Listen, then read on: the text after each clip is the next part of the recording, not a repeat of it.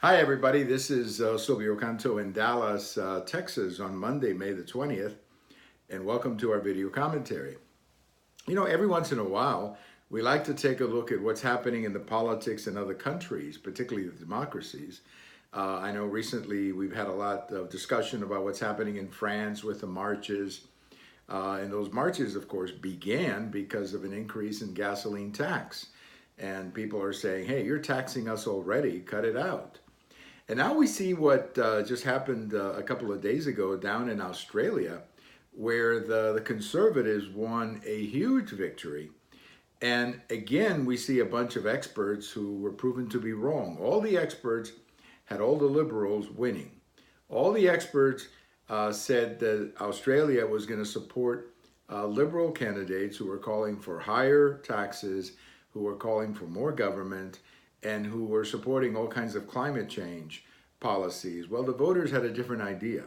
The voters said, no, we're not going to support those candidates, and actually voted and gave the Conservatives a huge majority in the parliament, and they basically turned their politics upside down. I mean, Australia has been turned upside down by the election a couple of days ago. What lessons does that give us here in the United States? Well, we always have to understand that politics in other countries is always local, and therefore you cannot jump to a lot of conclusions, but there are some things we can pick up either from France or now what just happened in Australia.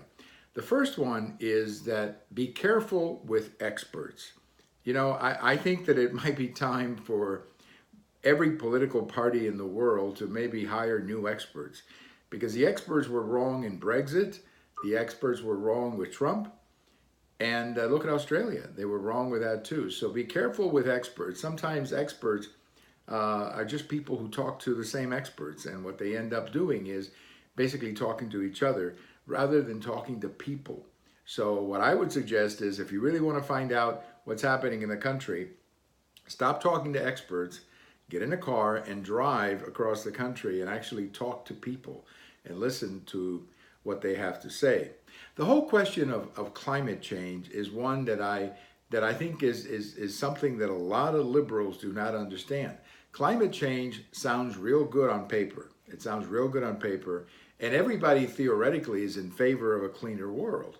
But the problem is, when you implement these ideas, what very often happens is you end up raising taxes, you end up creating larger bureaucracies, and you end up hurting the manufacturing people that your country depends on for job creation or so on. And I think that that's the message down in Australia. A lot of people are saying, hey, slow down, slow down. Tell us why you want to raise taxes. Tell us why you want to pass all these policies, and explain to us how that's going to make our lives better. And that's the message, and that perhaps is a message to the Democrats, who seem to be so hung up on climate change as if it was all black and white.